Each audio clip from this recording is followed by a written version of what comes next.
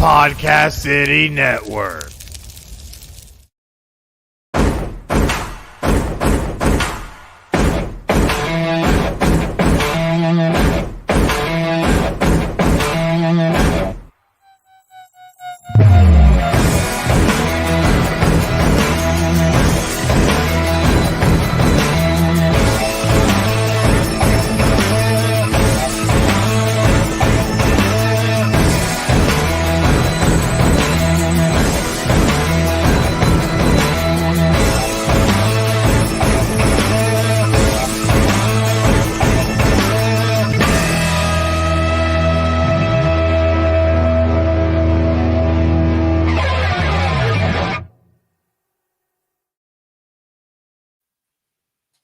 What is up, everybody? Welcome to episode 137 of the Nest Podcast. I'm your host, Brandon, and I'm joined, as always, by my co-host, Zach.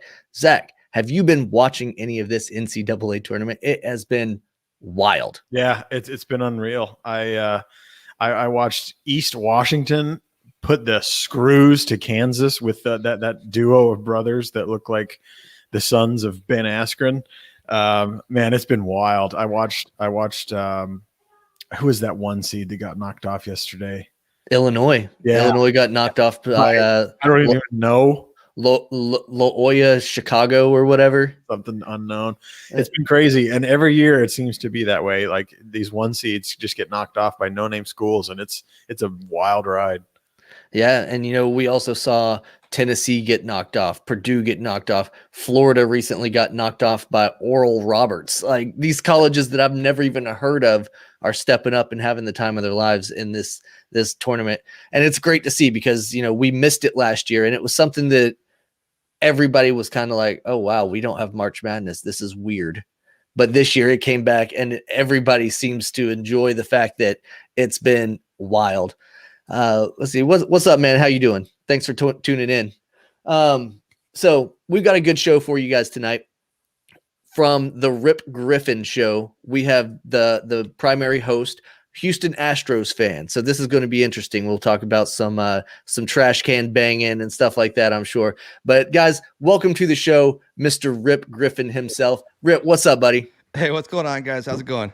It's good, man. Thanks for coming on. Thanks for joining us here. Of course, we're going to be talking about the American League West, which is the division that your favorite team represents. Go ahead and let people know who you are, where they can find you, and what your show's all about. Yeah, so I am the host of the Rip Griffin Show. It's a baseball podcast, so you can find it on any of the podcast platforms, Apple, Google, Spotify, wherever. Been going through a little bit of a rebrand and a little bit of some changes here in the last week or so. So normally the show would be live on Thursdays at 9 p.m. Eastern, 8 p.m. Central. But right now the live show will kind of be put on a hiatus just temporarily until we kind of sort some things out with the show. But you can catch me on Twitter at Rip Griffin 2. You can catch the show at Rip Griffin Show. So you can find me there or on Facebook as well. All social media platforms except for Instagram. I'm not really on Instagram, but yeah, that's where you can find me. And so we talk baseball, all sorts of baseball. So lots of fun. Instagram's a weird one for podcasts. It's hard to put your content out there. They limit you to what you can and can't do. So yeah, we also have an Instagram, but we rarely use it. Yeah, I've got one personally, and I can't remember the last time I logged onto it. So anyway, we brought you on, Rip, to talk about the American League West, and I wanted to kick things off by telling you personally, I know what you're going through. You're a Houston Astros fan. You've been ridiculed for the past 3-4 seasons about, oh, they're cheaters. You've been cheered for cheaters and blah blah blah. Look, I'm a New England Patriots fan. I know all about this. We've dealt with it for 20 plus years at this point. So I can sympathize with that fact. But at the end of the day, you guys have that banner flying at your field, declaring yourselves the 2017 World Series champions. That being said, what do you think about that banner? Do you think it is tainted a little bit, or do you think that it was a legitimate world title? Well, I'm always asked about whether or not if there should be the quote unquote asterisk behind it. You know what? at the end of the day, you still have to pitch, and batters still have to hit the ball. So regardless of whether or not you know what's coming, you still got to perform one of those two duties. And so, you know what? It's the Astros won the World Series, unfortunately. There is a banner that is flying at Minute Maid Park. And, you know, at the end of the day, it's, you know, we're not going to see Major League Baseball take away a championship. You know, we see that in college a lot, but we're not going to see that in the professional level. So, no, I don't think it's tainted. It takes a lot of hard work just to prepare to get to that moment in the World Series. And whether or not, like I said, if you know what pitch is coming, okay, great. You still have to hit it. And you still have to make sure you don't get the outs. So, you know, it's I'm sure a lot of baseball fans, you know, primarily Dodgers fans, they're wanting to have it stripped, but no, it's still a World Series title no matter how you look at it. You know, that's a good point. You could tell me that you're going to throw a fastball or a curveball, and I still wouldn't be able to touch it, especially from guys like a Justin Verlander who's out there hurling at you. What do you think of all the hate that the Astros are still getting here years later? I mean, it's spring training, and we've got Marlins security guards banging trash cans while Alex Bregman's up to bat. What do you think about all that? Is that comical to you at this point, or are you just over it? You know, it really is quite comical, honestly. I mean, I guess with fans not being in the stands last year, it's making up for lost time.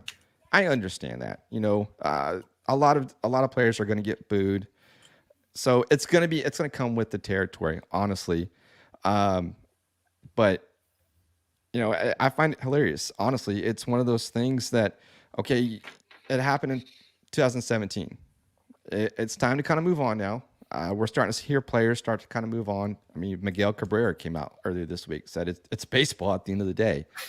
So I think that's where everybody needs to kind of start to head in that direction. Just, you know, it happened. It's done. It's over. Major League Baseball made their ruling. The Astros made their firings of AJ Hinch and Jeff Luhnow. So that's it. It's done. It's in the past. I think baseball needs to move on and, you know, prepare for 2021. Well, taking that cue, we will move on and talk about the upcoming season. But I do want to, you know, mention the Astros. Yeah, they had that in their past, but the 2020 team, you can't hang any of that on them, and they were still one game away from the World Series. Probably one Justin Verlander away from being in the World Series, because if you remember, he got injured at the end of 2020, wasn't available for that series against the Rays. Add him to that mix, maybe he's pitching that game 7. You know, we could see something completely different. We could have seen the Astros and Dodgers tie it up again in the World Series, and that would have been so fitting to see it all come full circle. But it is what it is. Maybe we'll get it this year. Maybe we'll find out what are some of these guys going to be able to bring to the table. You know, Rip, last year it was a weird year, the COVID season and all that. Like, we had guys that are normally top performers kind of take a dive, and then we had guys that we've never even heard of, like Randy Arozarena, all of a sudden be superstars.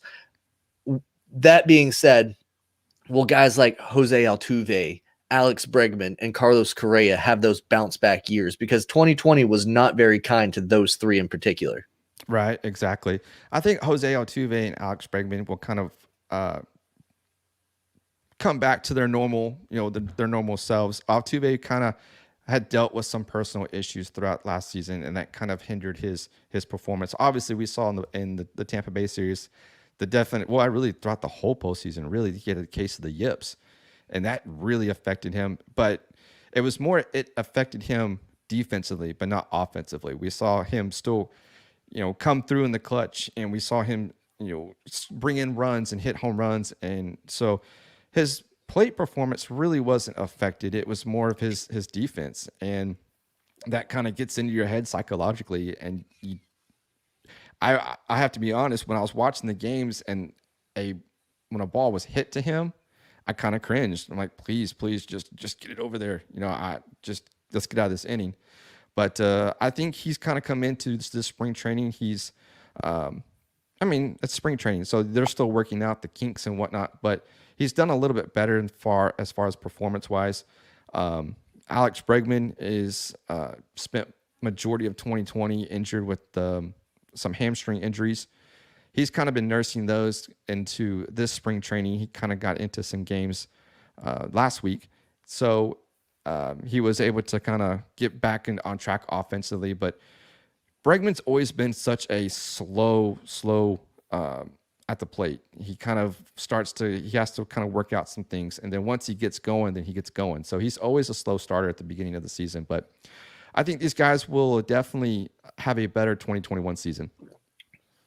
Yeah, I mean, it can't get too much worse, especially for somebody like Jose Altuve, who is a career right under 300 batting average guy. And in 2020, he saw it dip to a career low 219. Not very good for a former MVP. No. And, another huge question mark on the Astros this year. We talked about Justin Verlander getting injured before the World Series, during the ALCS and all that stuff. Can a 38-year-old Justin Verlander bounce back from Tommy John surgery and become the guy that was a former Cy Young and former MVP of the league and regain his form? What do you think about Verlander's path back to the mound?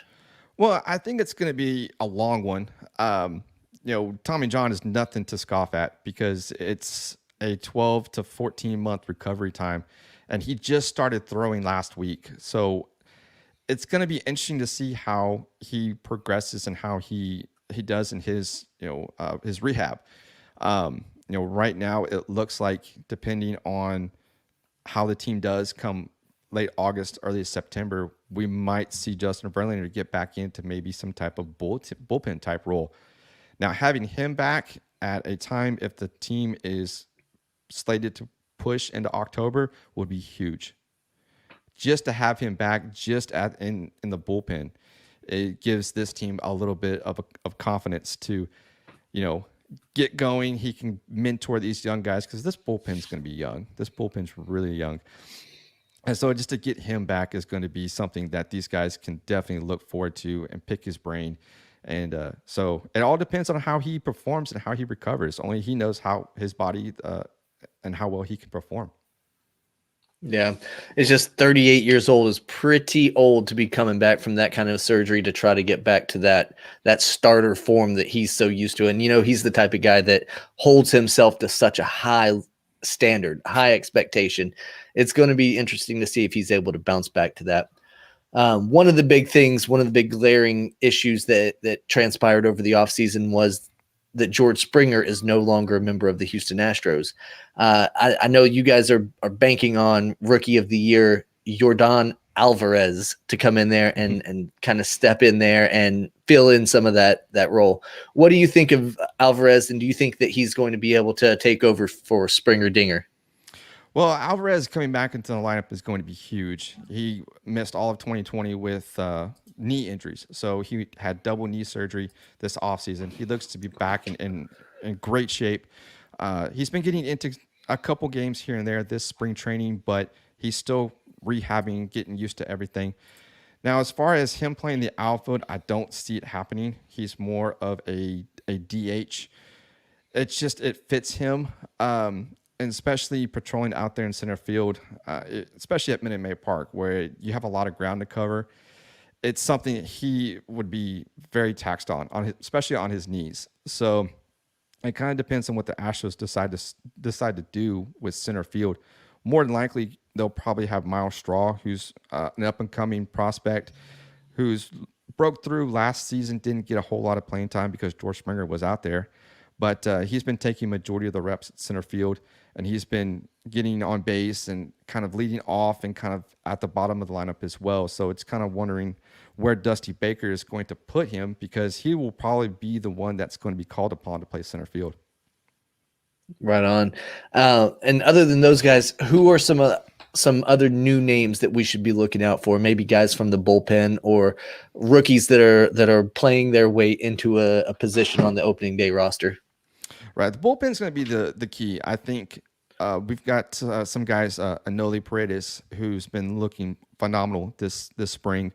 They still have a lot of the bullpen left, a lot of young guys. Brandon Belak will probably spend some time between starting and in the rotation and the bullpen, excuse me. And then you've got guys like Joe Smith who are coming back, who opted out after last season. So he'll be in the bullpen. He's a good veteran presence. You've got guys like Blake Taylor. Josh James is going to be out for a little while because he's got some injury issues. But, of course, you got Ryan Presley as well, who will kind of fill in at that closer role. He'll be the closer starting this season. But I have a feeling that if he's unable to kind of get the outs and close out the games, we might see a closer by committee. It's just how Dusty Baker wants to play it and how these guys perform. But you can kind of look at the lineup too, and look at guys like Kyle Tucker, Michael Brantley's back. Yuli Gurriel needs to get off to a hot start this year. He kind of struggled last season. So a lot of the same core is with the Astros. It's just figuring out what's going to happen with with the loss of George Springer. Yeah, you mentioned Michael Brantley there. I thought that was a pretty good re-signing, especially considering that they don't have Springer anymore. What do you think of that deal? Was that a good deal for the Astros? I think it was a great deal. It was exactly what he's getting paid exactly what he was when he became a free agent. The Astros signed him to that 2 years, $32 million, I think is what the deal was when he came over originally a couple years ago, and they re-signed him to the exact same contract. So it was kind of a whirlwind of a type day, especially with George Springer.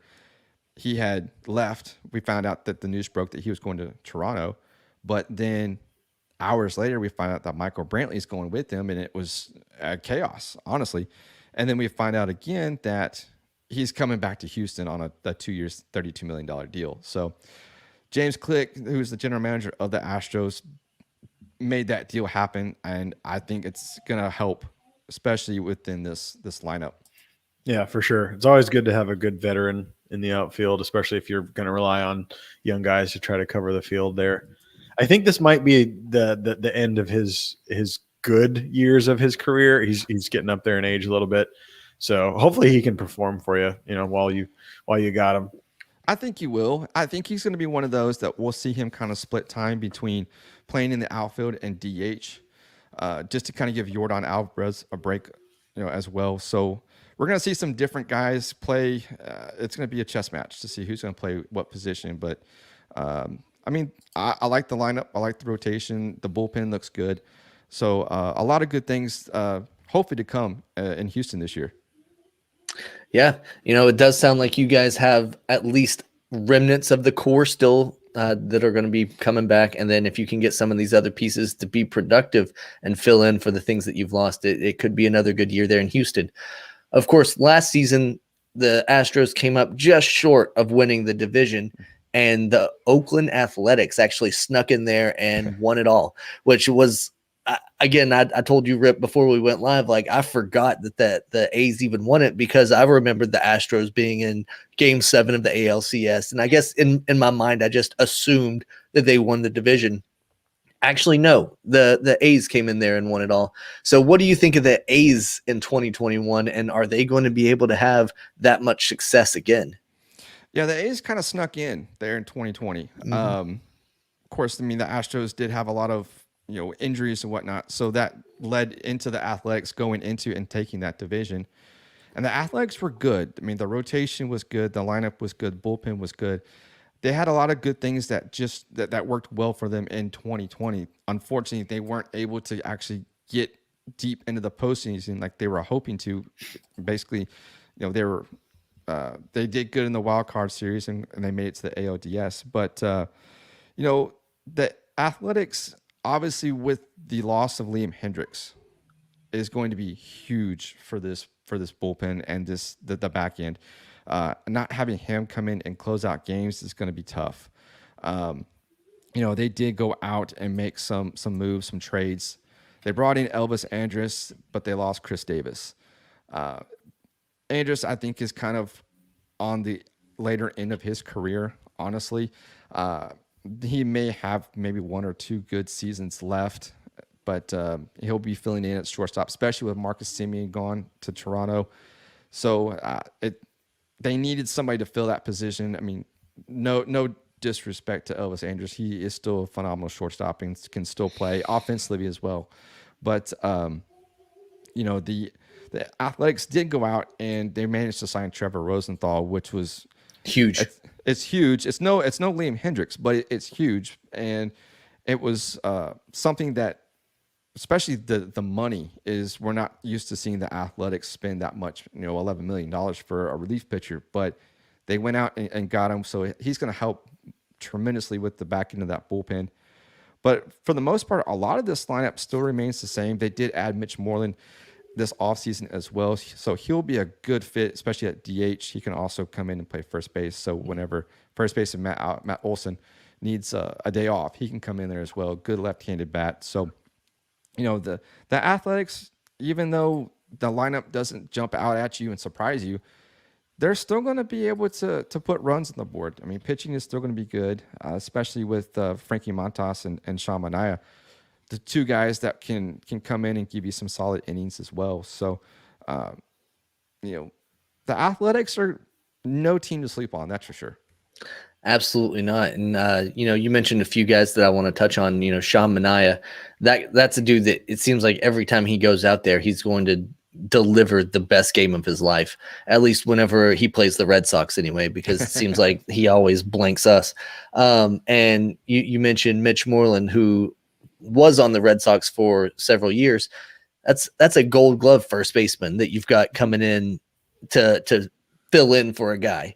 That's not a bad backup to have, somebody that's won a Gold Glove in his career. I think it was 2015-16 that he won that, but I mean, the glove skills deteriorate a lot slower than the bat usually does. So, right. So he's a good backup to have. Zach, what do you think about the Oakland A's going forward in 2021? Is this a team that are they on your radar? Are you nervous about them at all? They're an interesting team. They could kind of go either way. They've got a great set of players on the corners. I'm not too familiar with their pitching staff, so I'll just take your guys' word for it. But I do think that the loss of Marcus Semien is going to be rough for them. Who knows what their replacement's going to be able to do? And I feel like other than the Astros, the division is pretty easy. So I think the Athletics could have a definite go for winning the division again. And it's going to be interesting to see what they can do with a full season. Like you said, they won last year, but that was a 60-game season. It plays a lot better for players just to get one and just keep going. And if you get a 4 or 5 game win streak, that means a lot more in 60 games. So we'll see what they can do. I don't think they'll be too terrible this year. But I'm not 100% sure that they'll win the division again. Yeah, I can agree with that, Zach. The 60-game season, it was kind of a weird one, and they happened to get hot at the right time. And like Rip said, they snuck in there and kind of took it at the end. But one person that I'm sure would not agree with your statement that the American League West is easy is one Mike Trout, who has been struggling to win that division and make it to the playoffs his entire career, seemingly.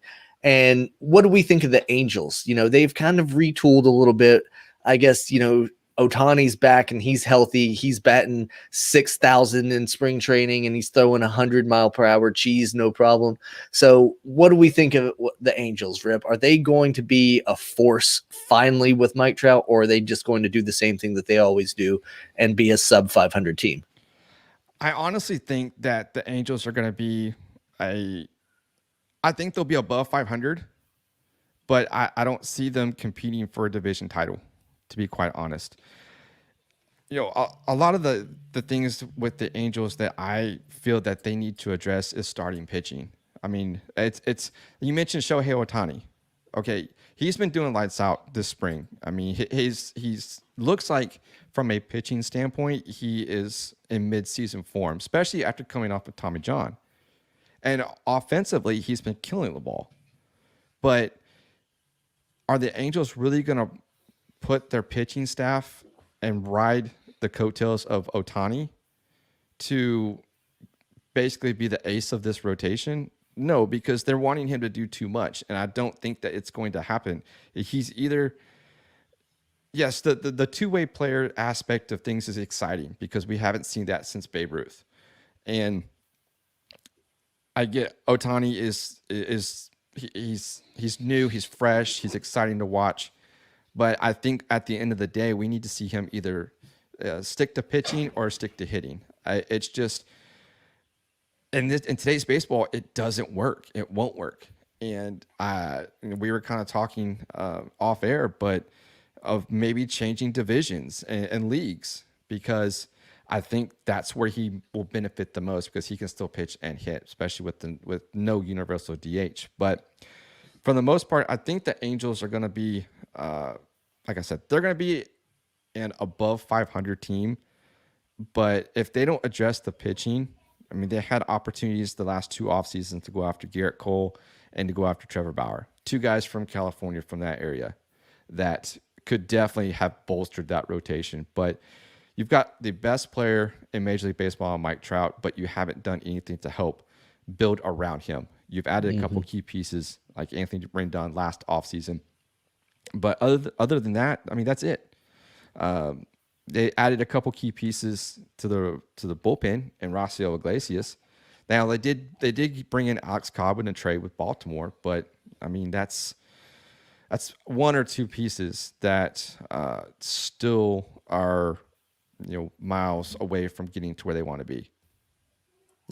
No, I agree.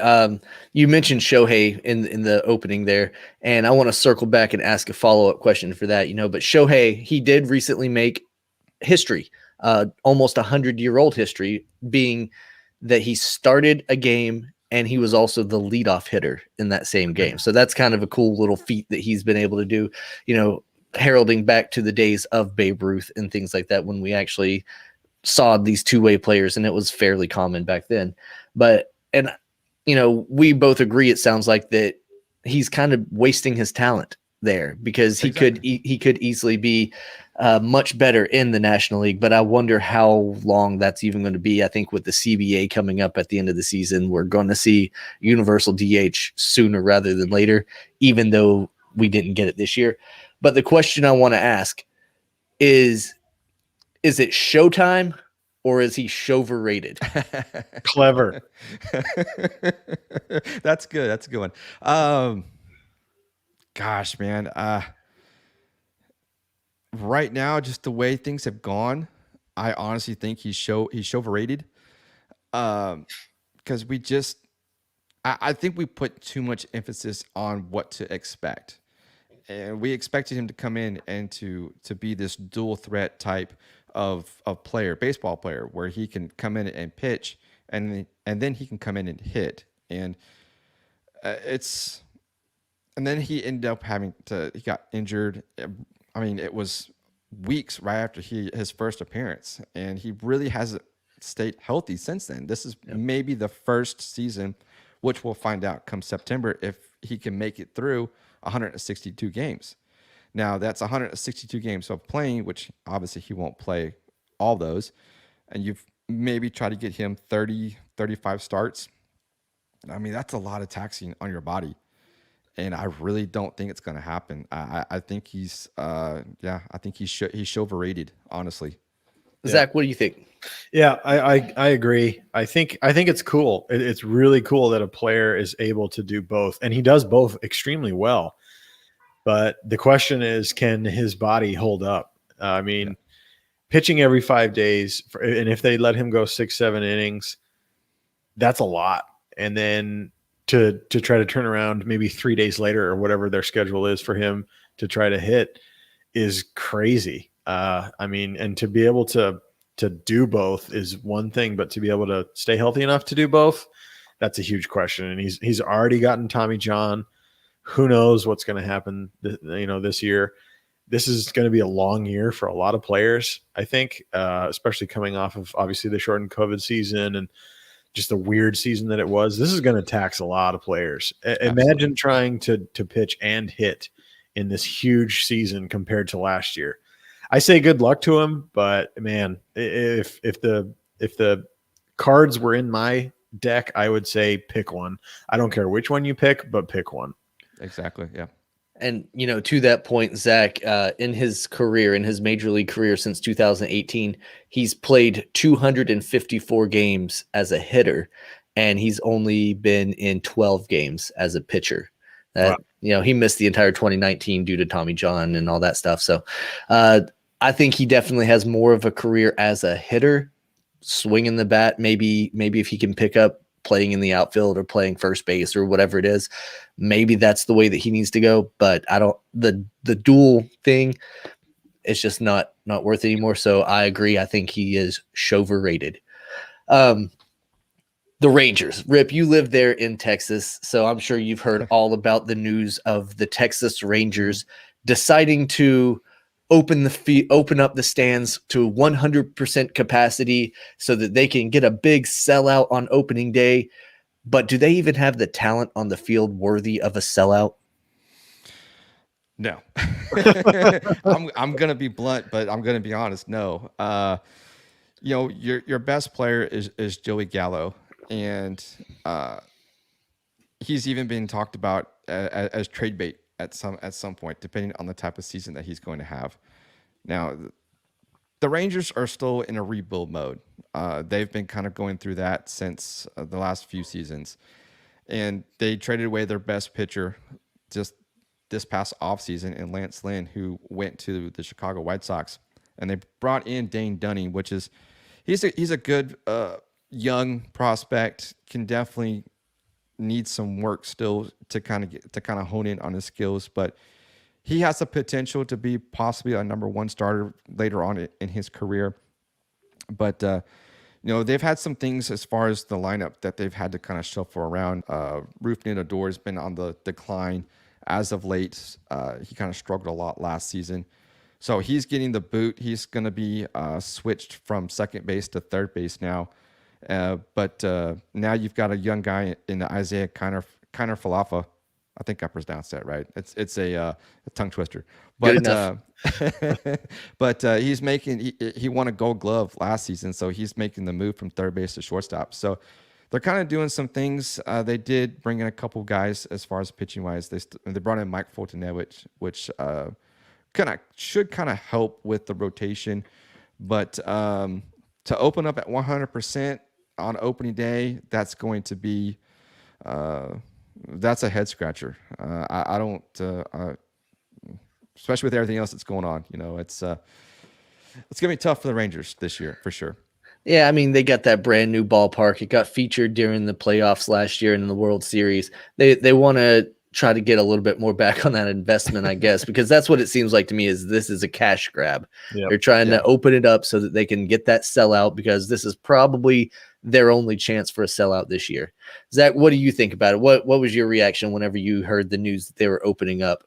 I thought the exact same thing. I was like, oh yeah, you're going to be open to 100%, and 20,000 people are going to come to the game. I mean, they can do whatever they want. Clearly, it doesn't affect any of us, but it's weird. I think they're jumping the gun a little bit. It's Texas. Stuff's wild, whatever. That doesn't really change the fact that, like Rip said, their team is rather lackluster. Yep. You mentioned, of course, Joey Gallo.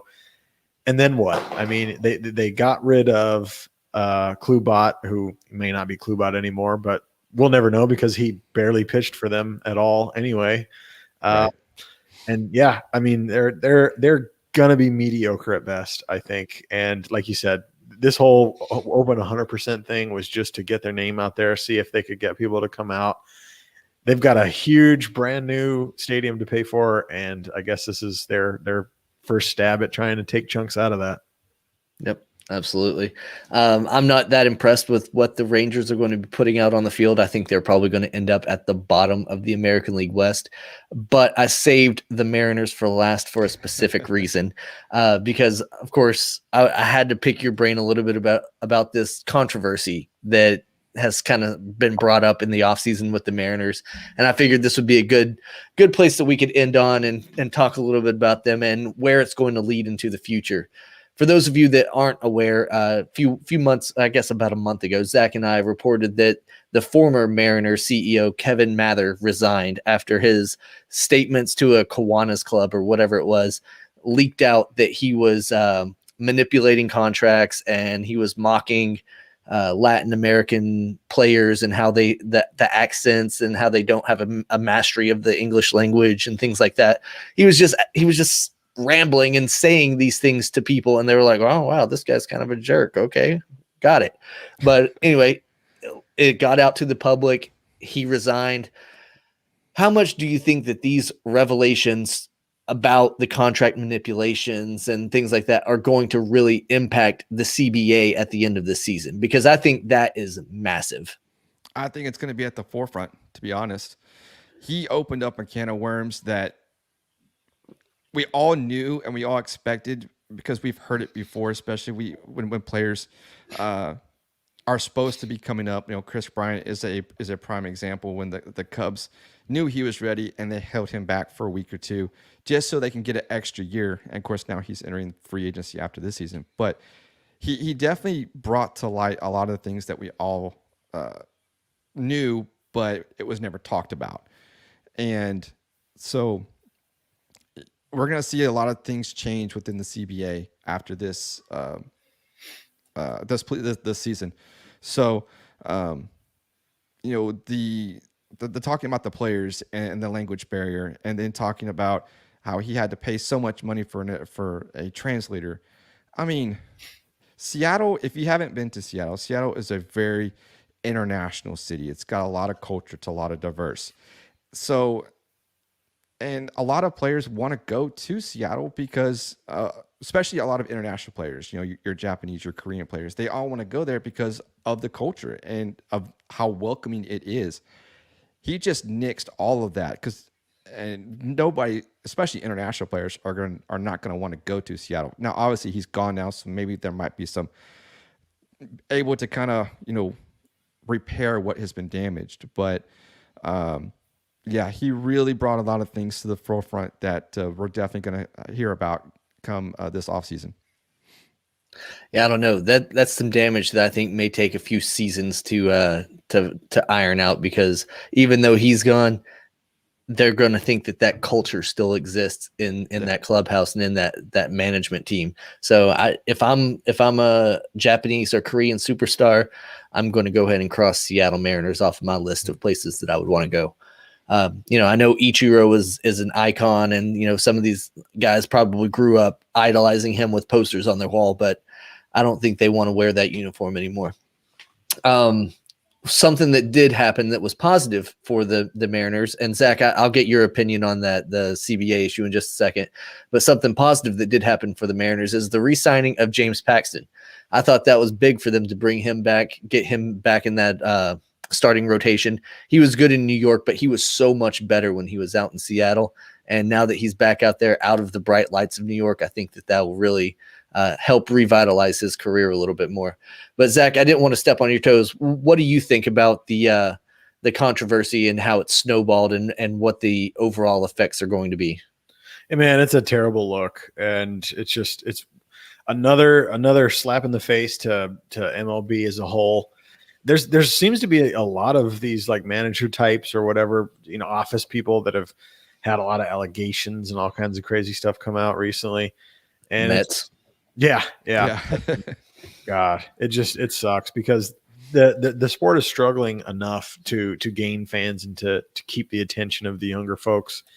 And then this stuff happens, and it just, anyone who was going to maybe be a fan of the Mariners, they're going to see this and think, well, this team doesn't have the right morals or the right values. Screw this. And it's just going to drive more people away. This is the exact opposite of what the MLB needs. Sure, he's gone, but like Brandon said, people are going to think that that's the culture at the team and around the organization. And it's going to leave a bad taste in their mouth for a few seasons, I would imagine. No. Yeah, it sucks, but that's the world that we live in. Rip mentioned other teams are guilty of this. George Springer is one of those guys that was pretty upset about it because he feels like the Astros held him back, and he was not able to hit his free agency until after the 2020 season, which ended up being a weird season. I know he ended up signing $100 million contract or whatever it was, so he's happy now, but he could have made that a year earlier. Absolutely. And that's what all this is about, is these billionaires are holding back these players and trying to pay them as little as possible for as many years as possible. They already have 7-year rookie contracts or whatever, if you count in all the arbitration and all that stuff. And for you to manipulate it to get an extra year out of that, that's pretty crap. Yeah. But it's been going on for a long time, and I think you're right, Rip. I think that's going to be at the forefront of the CBA, and I think that's something that we're going to hear a lot about and could eventually even lead into, dare I say, a strike.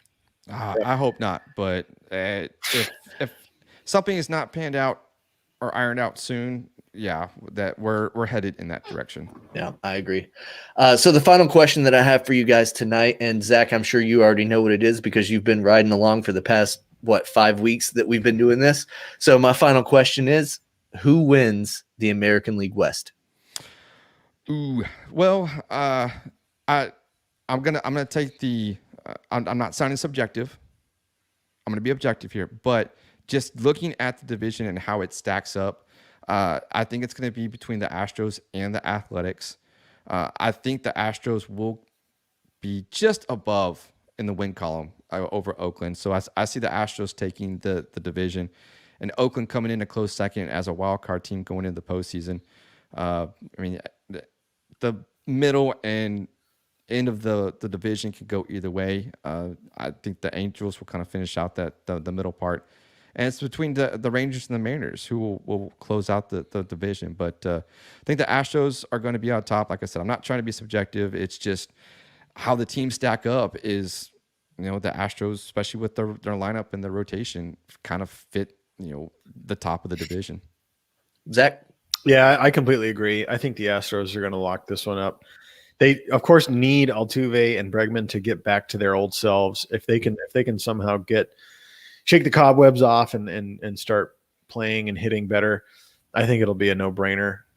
The Athletics are going to make it at least interesting, but I don't know if they have enough just all-around talent to be able to lock it up again. And the Angels, yeah. I mean, sure, you've got the best player in baseball, but that has not really mattered when it comes to postseason appearances. So I think that the bottom three teams of the American League West are just kind of a non-issue for the Astros and the A's. And it sucks to see. It sucks to see the Angels kind of just go through this mediocrity over and over and over. Something's got to happen there, or they're just going to be paying Mike Trout for the next 12 years or whatever it is, and nothing's ever going to come of it. Exactly. Yeah. And I agree with both of you. I think the Astros win it again this year in 2021, and the runners-up will be the Oakland Athletics. Rip, something you said about Justin Verlander potentially coming back for that postseason push could be the determining factor that puts them over the edge and solidifies it.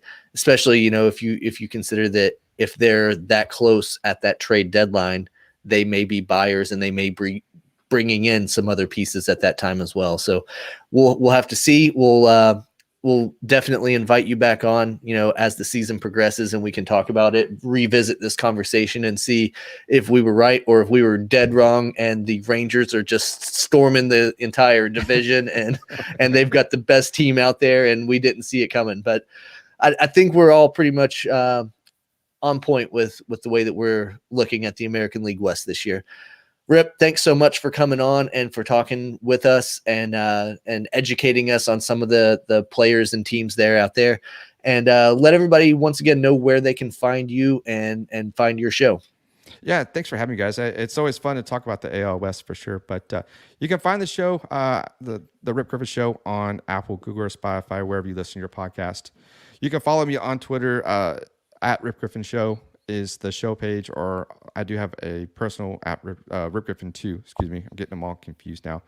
And I'm also a writer for Overtime Heroics as an Astros contributor. So I do have content that comes out pretty weekly on different various things that are going on, usually Astros related, but some MLB. So yeah, you can catch me on all those social media platforms. Awesome. Are you in the IBWAA? I am in the IBWAA, and the show is also a part of the Podcast City Network as well. So Yeah, that's right. We're all part of that Podcast City Network, and it's a pretty cool place. They've got a lot of great shows. So if you're interested in our show or Rip Show, go and check out some of the other guys out there. A lot of people do some really good work there. fantastic stuff.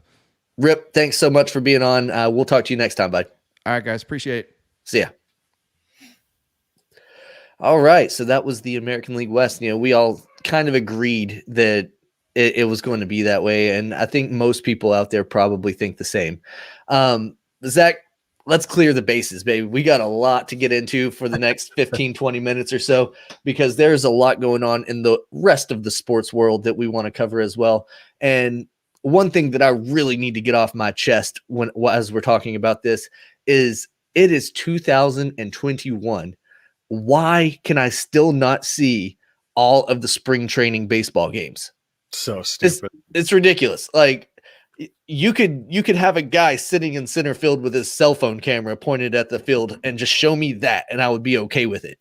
But instead, no, I have to listen to it on the radio. Like, what are we, like 1921 now? Like, this is ridiculous.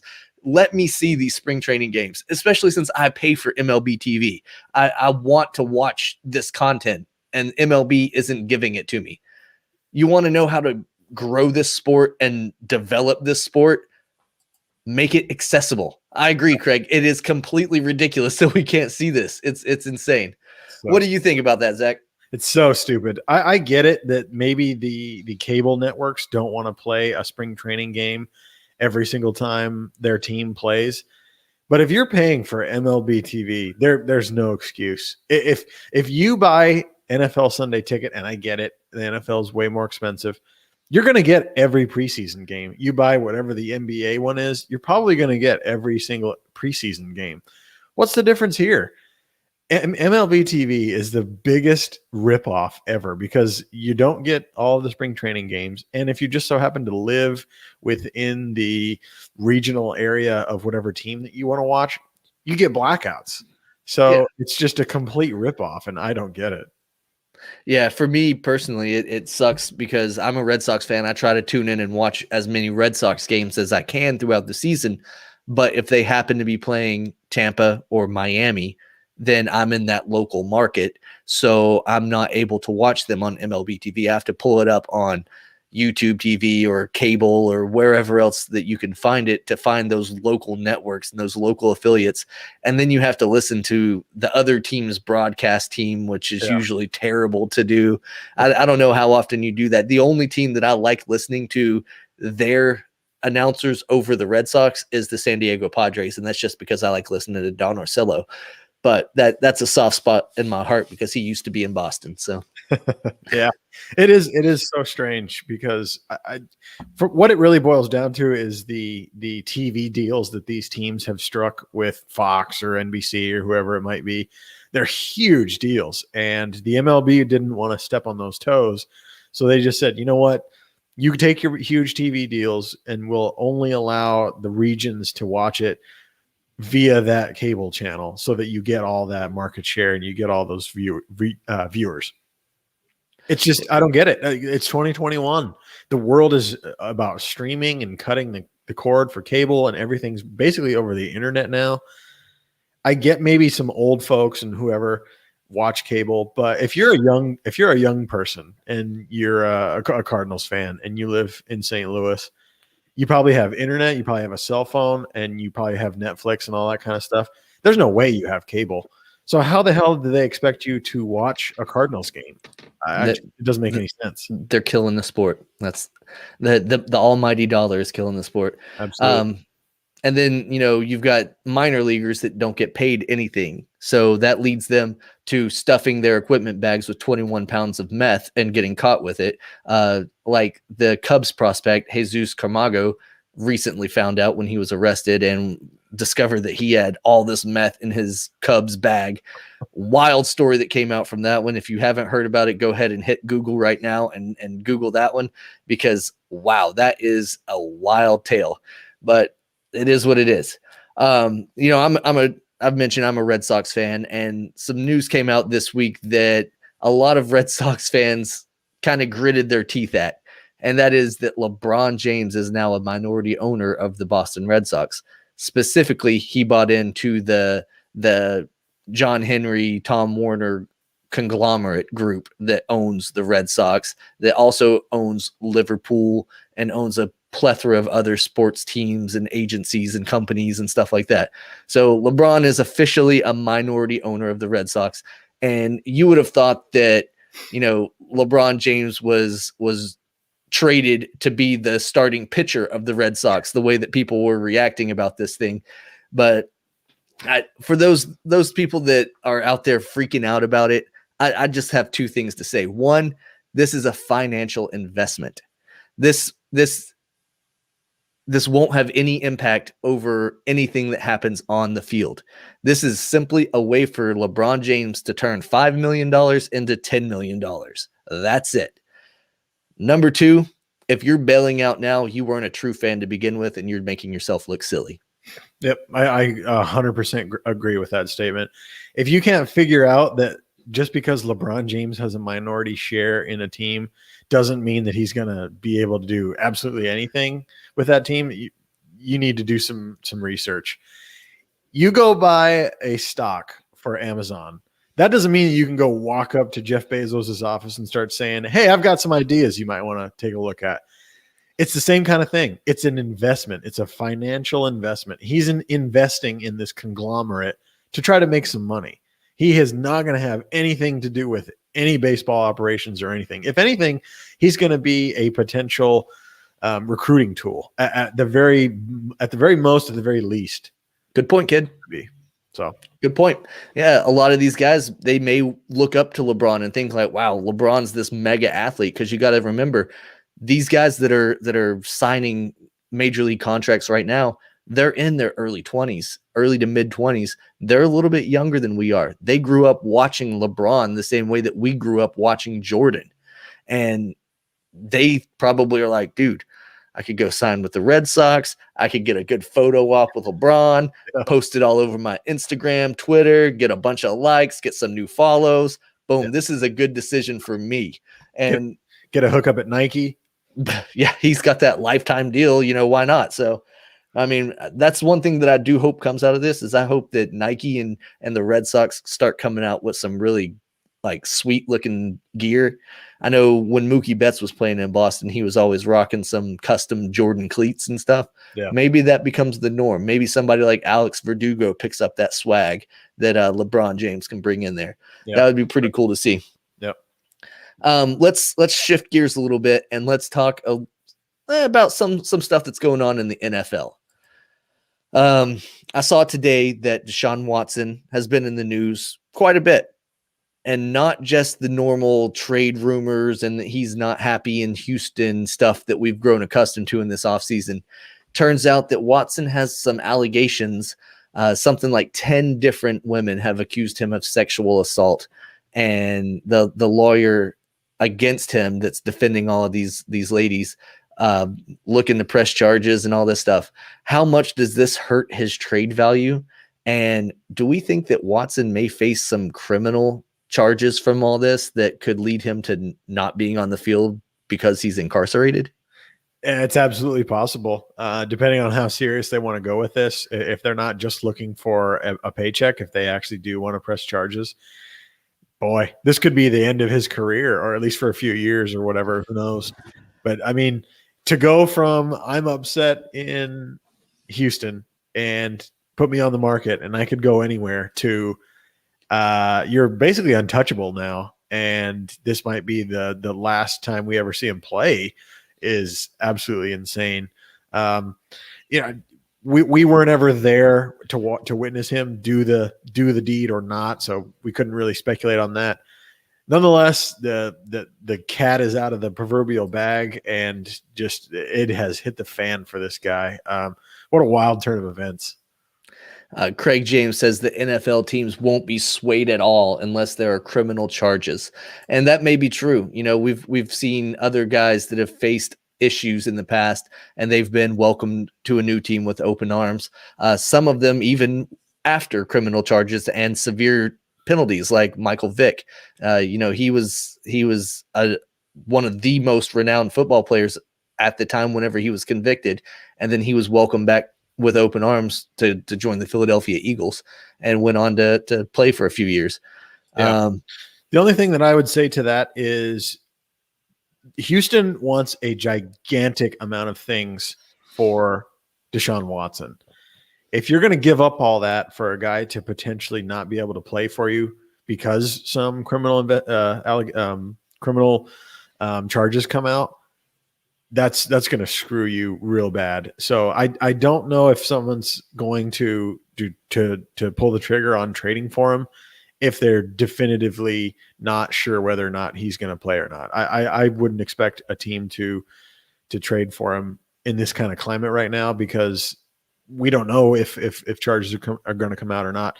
If in 3 months the charges are dropped or whatever, then maybe I think we start having that conversation again. But while it's all up in the air, I wouldn't imagine that very many teams are going to try to put up some sort of trade package for him.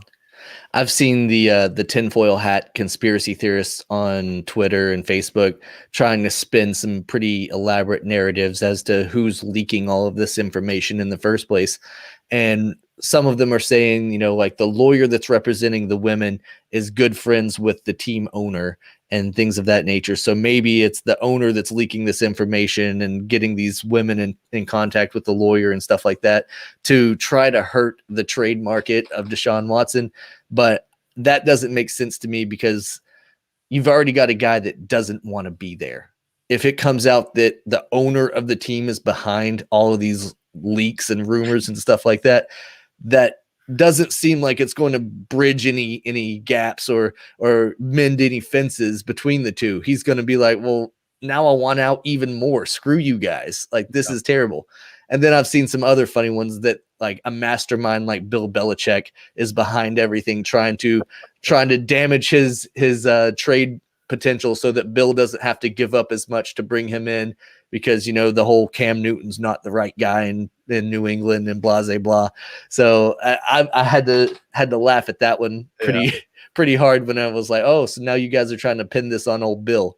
And they're like, yeah, well, Robert Kraft had his issue with the massage parlors too, so I mean he fits in. And it's like, guys, no, just stop. You're trying too hard at this point. Yeah, I'd love to ask those guys what their thoughts are on 5G towers. I'm sure they think that it still causes COVID and all that good stuff. So, but I mentioned the Pats, and I do want to take a moment to seriously address the Patriots, because they've had a huge offseason. We talked about it last week, some of the free agent acquisitions that they acquired, and they signed even more after we went off the air, which was ridiculous. The double tight end sets that they're going to be running again this year is going to be phenomenal, with Jonnu Smith and Hunter Henry both playing tight end there. But it's being rumored that the Pats aren't done. They've got the 15th overall draft pick coming up in the NFL draft, and they have their eyes set on Justin Fields from Ohio State. If they're going to get Justin Fields, they're going to have to make some moves to move up. And I see a few potentials out there for people that may be interested to trade with the Patriots and see if they can work out some deals. The Jags are obviously going to take Trevor Lawrence at number 1. That's a no-brainer for them. The Jets at number 2 is a huge wild card. What are they going to do? But after that, I don't see the Dolphins at 3 taking a quarterback. I think they're going to roll with Tua. The Bengals at number 5, they're not going to take a quarterback. They're set on Joey Burrow. Eagles look like they're set with Jalen Hurts at number 6. The Lions just traded for Goff. I think they're going to see what they've got in him. So if the Jets pass on Fields, I look for the Pats to move up to as high as 3rd and possibly as low as just 7th to get Justin Fields. And that would be something remarkable to see if they're able to bring him in, let him be mentored by Cam Newton for a year. They have a similar style of play, both that dual threat quarterback, but Fields has a gun. And with the receiving core that they've assembled this offseason, things could get pretty exciting in New England very soon. Yeah, that's for sure. I mean, if Bill Belichick's going to pull that off, his dog better not be the one making the picks. That's crazy. Would this be the first time that the Patriots would have moved up to get a quarterback? I would assume so, right? Yes, absolutely, it would be. The Pats are notorious for trading back in drafts Yeah. and trying to get the value of guys later in rounds and stuff like that. They hardly ever trade up for anyone, so it would be pretty monumental to see them take such a big leap to go get a guy. But if they're going to go after anybody, I think Justin Fields is one of those guys that you would want to go after because he's the type of guy that you can build your franchise around for the years to come. Yeah, and I mean, if Bill sees something in somebody, I take his word for it. The man knows how to pick out players. He knows what to look for. He knows how to pick them. So if this is legit, he can see something for sure. Yeah, absolutely. Do you have anything else you want to talk about tonight?